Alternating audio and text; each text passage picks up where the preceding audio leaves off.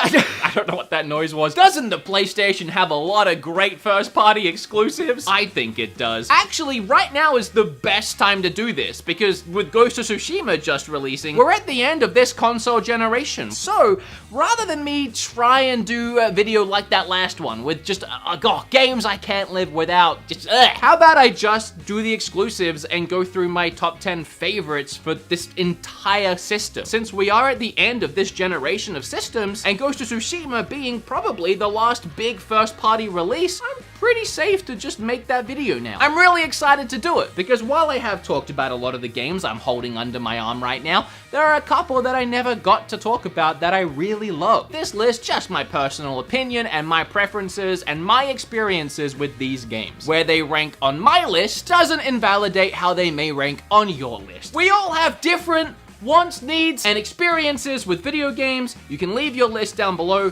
Don't shame me for mine. Don't shame me. With all that said, how about we just get stuck into it? I'm excited. It's been a while since I've made a PlayStation video. It's good to be back. You know why Raycon thinks they're awesome? Probably because their earbuds start at about half the price of other premium wireless earbuds on the market. Okay. Maybe they offer their wireless earbuds in a range of fun colors and patterns. Good for you, Raycon. Way to show off. But do you know why I think Raycon is awesome? Other than the fact that they sponsor my channel every month and it really helps me out. Also because I use these things daily. Even celebrities like Snoop Dogg, Gus Johnson, and Arlo, they're all obsessed with their Raycons. And I'm pretty sure that Arlo doesn't even have ears. I think. Yeah, I listen to my Raycons when I'm out here in the garage, pretending to lift weights, but actually just listening to podcasts. It's good when I'm out here so that I'm not blasting music for all my neighbors to hear and judge me for my taste. Sup, Gary? I work on the internet. It's a whole thing. Raycon's everyday E25s, these bad boys, are their best model yet. So it's actually really hot out here. So if you wouldn't mind clicking that link below or going to buyraycon.com/beatemups to get 15% off your order, I'd appreciate it so I could go back inside, get on with the video.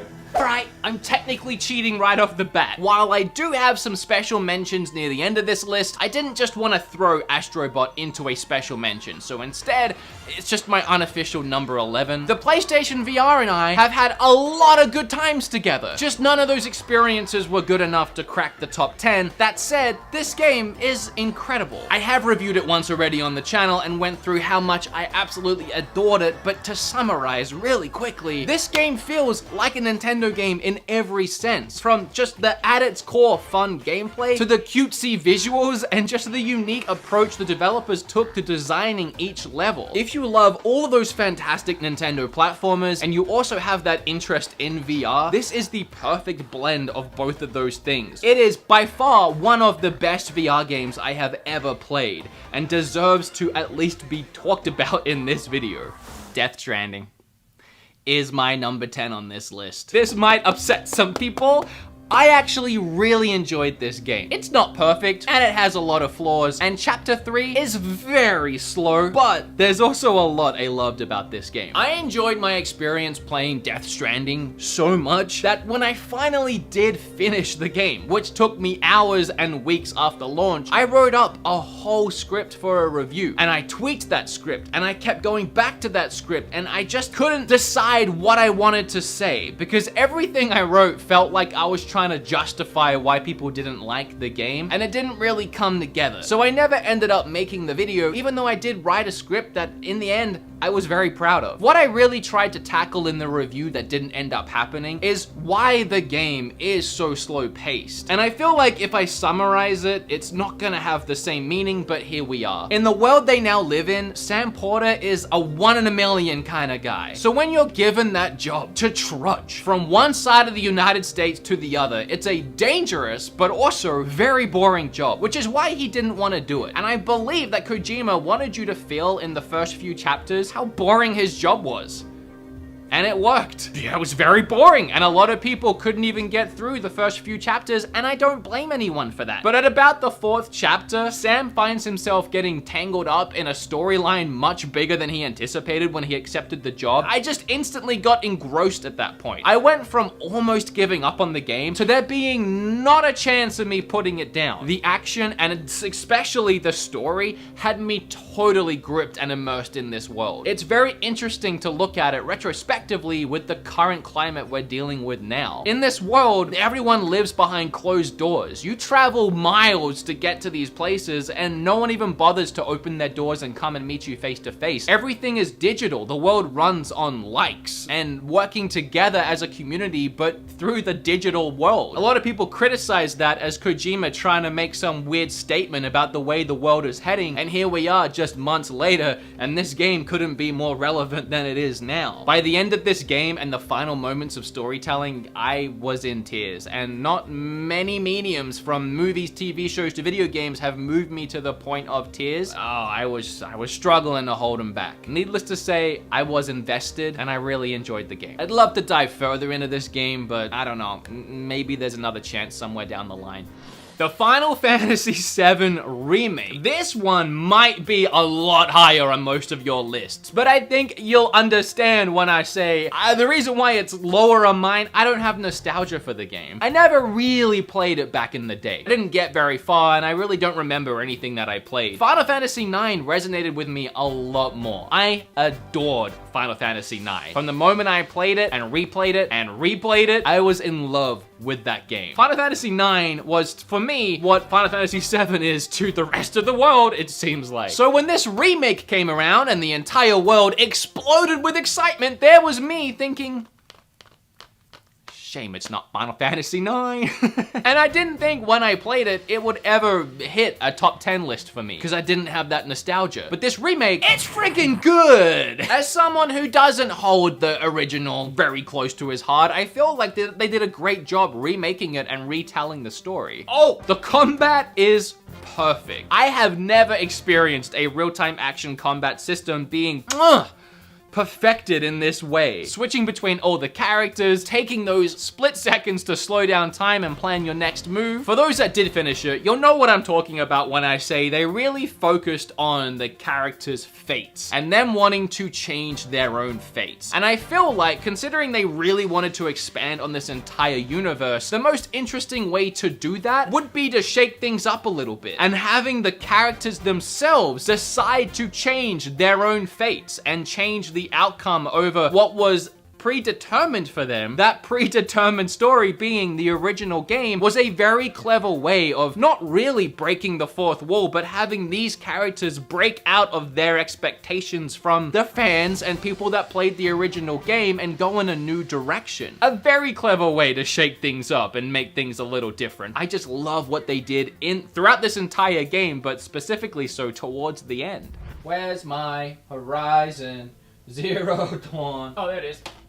Horizon Zero Dawn. That's the next one. This one made it to number 8, even though it almost didn't even make it onto the list. Horizon Zero Dawn, don't get me wrong, is an incredible game. For some reason, it didn't hit with me initially. When I first played it, I think I was just at that stage where I was really burnt out on open world games, and try as I might, I couldn't get invested in Horizon Zero Dawn. And then I put the game down, and I came back to it like a year later and played a little bit more, and then put the game down again, and then finally came back months later and finished it. So I played it in 3 installments spread across like 2 years, but recently the game was ported to PC and it's getting a sequel. So I'm seeing this game pop up everywhere again, and I'm seeing gameplay of it, and it looks incredible. And I'm beginning to look back at this game and wonder how I couldn't have just been enamored by it, because everything I'm seeing about it now looks like a game I really want to play. So I think back to the original idea for this video, being games that I can't live without on the PlayStation 4, before I tweaked what I was doing here a little bit, and I realized that if there was a game I couldn't get rid of right now, it's this one, because I need to give it another chance, specifically so before the sequel comes out. I actually gave Days Gone a pretty extensive review in a video I made all about zombie games I really enjoyed, because I really enjoy zombie games. It's a whole genre in its own, but Days Gone was the height of the zombie game craze, and it nailed a lot of concepts that zombie games were trying to push for years. The biggest one being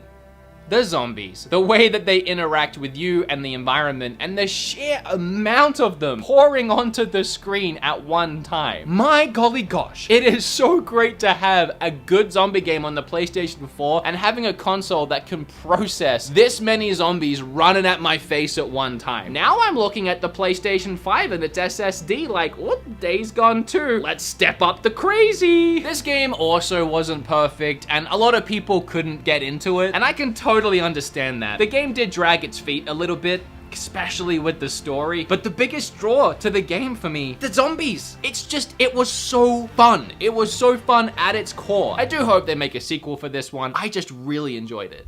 Oh, look at the new boy stepping on up. Ghost of Tsushima. Again, I haven't finished this game yet. I've been playing it since launch day, and the only reason I haven't finished it is because at some point while playing, I decided I wasn't gonna bother rushing through it to review it. I was just gonna play it at my own leisure. You can blast through the main story and probably knock it out in a day or two, but there are so many extra little things that you can do and discover and mess around with. For one, all of the side tales with the other characters you find along your journey, all of the epic samurai fights where if you win, you learn a new technique and they're always hosted in these really cool locations, and then just leveling myself up to becoming the most skilled and badass samurai possible. The game is so beautiful that it's the first game I've actually ever cared about using the in-game camera to take photos of my environment.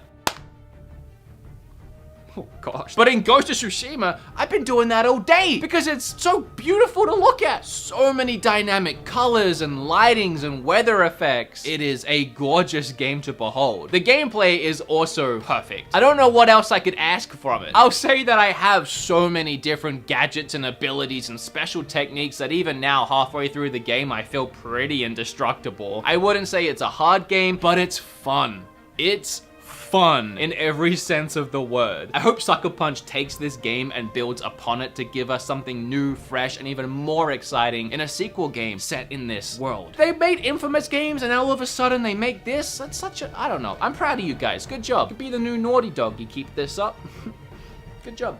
I don't know if I could take any PlayStation top 10 list seriously if the person doing the list didn't include Uncharted somewhere. I'm gonna bundle Uncharted Collection and Uncharted 4 I gotta stop breaking these cases today. Just into the same spot on the list. Uncharted Lost Legacy. We'll just put this over here. And we'll talk about these two. The first Uncharted I played was Uncharted 2. Skipped the first one, and it's a little rough going back to it. That said, it is nice to go back and see where the story began. It really took off running in the second game. Uncharted 2 has one of, if not the greatest opening to a video game ever. Climbing up through this train will teach you pretty much everything you need to know about climbing and dealing with the in-game mechanics for the rest of the adventure too. So both in the story and the pacing and the gameplay mechanics, this first part of the game just sets everything up, teaches you everything you need to know, tells you everything you need to know, and just good luck with the rest of the game. They take that momentum and it just bleeds straight into the third game. The third game, I love it, and it's honestly comparable, if not equal to the second one. It's just that the third one didn't really have that train moment. It didn't really have the equivalent of something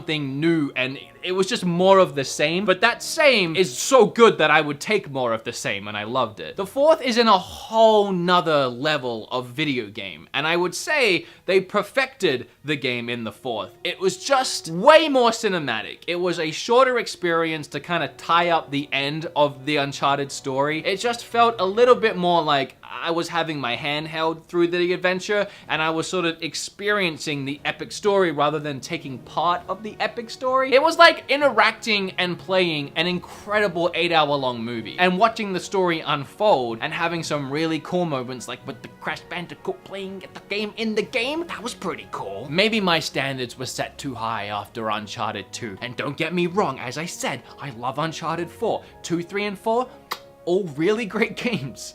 Just like the second the most. Hey, I hate still cases. I'm gonna keep this one very short because out of all the games on my list today, Spider-Man is one that I really worked hard on a huge review, and I love how that video turned out. It's like a big retrospective on Spider-Man games in general and my love for them growing up and how we eventually got to here. Go watch that video if you want to hear my thoughts on it. And a reason why it's so high on the list, other than the sheer quality of the freaking thing, I love the swinging mechanic. There's something very therapeutic and relaxing for me in just swinging around New York, and they nailed it in this one. It's the best swinging in a Spider-Man game since the Spider-Man 2 movie game, and I go into all the reasons why in that freaking video. But if you haven't played this one, you're missing out, and I can't wait for the Miles one that's coming on PlayStation 5. Oh, it's gonna, Oh, Persona. I know it's on PlayStation 3 as well. Well, actually, Royal didn't go to, yeah, I'm totally in the right. I haven't even finished it. I know, I'm a fake gamer. I'm a fake. I adore the Persona series. Persona 4 is by far my favorite JRPG of all time. Hands down, period, full stop. I sunk 50 hours into Persona 5 and I loved every minute of it. But it was at a time where Kim and I just began dating when this game came out, and I was flying a lot from Texas to back to Canada, back to Texas, back to Canada. And I actually, when I was flying back and forth, took my PlayStation 4 with me in my bag every time because I was trying to play this game. But it just kind of all became a bit much, and I just didn't have the time, and I forgot that I was playing the game, and then months went by, and I realized I had never finished it. And just when I thought, oh, it is time to get back into that game, they announced this. I can't tell you how insanely excited I am to play this game, but it's like 150 hours long. I don't have time. I should probably talk about the game itself. So in Persona games, you find yourself playing as a bunch of school kids who suddenly find themselves stumbling in this dark, surreal world where they have abilities and they can help shape the real world via this surreal world. And Persona 5 focuses on hearts and people's true characters, who people really are and how they really feel underneath their facade. And while I do love the story in these games, and I also adore the JRPG combat in these games, what really gets me is the real life sim management element to the games. You play on a day and night calendar cycle over the course of about a year, and each day it's up to you what you do, where you eat, who you talk to, what relationships you decide to build, and I love it so much and need to finish it. And weirdly, for as big as they are and how popular they are, I feel like they don't get enough love. Play it if you have a spare 150 hours. What needs to be said about Last of Us Remastered? Yeah, maybe it's a little bit of a cop-out because technically it's a PlayStation 3. Shut up! Don't care. The storytelling is incredible. The characters are so rich and their development throughout the game is just awe-inspiring. The visuals for the time were fantastic, and even now they hold up really well. But when it all comes down to it, it's that gameplay. The thing that really blew me away playing this game for the first time was how non-scripted everything felt. I don't have gameplay at this moment, so I don't know what my editor is going to do, because this is something that happened to me, I don't know, 7 years ago on my PlayStation 3. But I remember going into this one area full of enemies, and I was sneaking around, and I saw Ellie pick up a brick, and she was just holding onto it. But the enemies caught onto me being there, and they started to shoot at me. But then I ran out of bullets in my gun, and it started clicking. And the NPCs heard the sound of my gun clicking and started walking towards me because they knew I was out of ammo. And something about that moment 7 years ago blew my little mind. But what made it better was I charged at them to try and start beating them down fisticuff style, and right as one of them tried to come up behind me, Ellie threw that brick she was holding and caught him in the side of the face. Took down that guy, turned around, took down that guy. It felt like a moment that would be really hard to try and replicate or get gameplay of now that it happened 7 years ago. Even now, I can't think of many games that have given me that same experience. And yes, there was a sequel, and yes, it improved on the gameplay in many ways. But this gameplay to me was so ahead of its time that even those improvements now, like adding a dodge mechanic, doesn't really change or shake up that original core format too much because it doesn't need to. It's perfect the way it is. So yeah, it's a little smoother now in the sequel, looks a little flashier, but the same game is still there. That's how good it was. Okay, before number 1, I said I'd do some special mentions, so really quickly, Gravity Rush, both the first one remastered and the second one, Detroit Become Human, was really great, and then Ratchet and Clank, which, so close to almost making the top 10. Oh, but the number 1, my favorite game, and you could probably guess it because I haven't talked about it yet, and it's kind of obvious, but Knack 2. Yes, I love Knack 2. No, it's not Knack 2.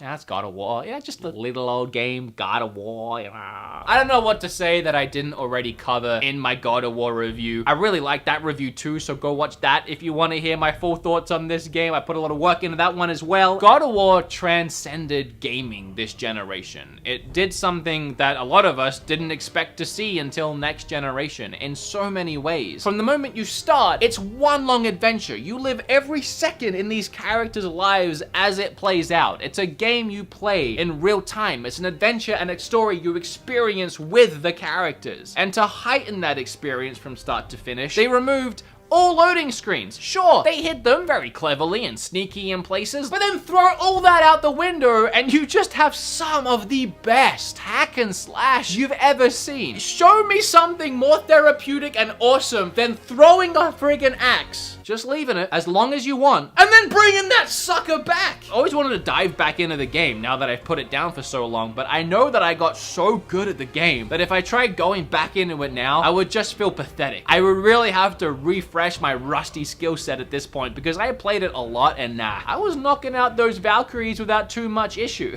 Now I would get decimated. If you haven't played God of War, it's the PlayStation 4 game. I didn't think anything would top Last of Us, but yeah, I mean, yeah, come on. Gosh darn it, this is a great game. Oh, well, hot dang. Yeah, that's the video. I hope you guys liked it. That last video was a lot of fun to make, so this was fun to make too. I just get to stand here and blab about the games I really enjoyed. Let me know what you'd like to see me do next. Either like 10 of all games or Xbox, Mega Drive, I don't know. Like the video if you liked it, subscribe if you, I don't know, you have a brain.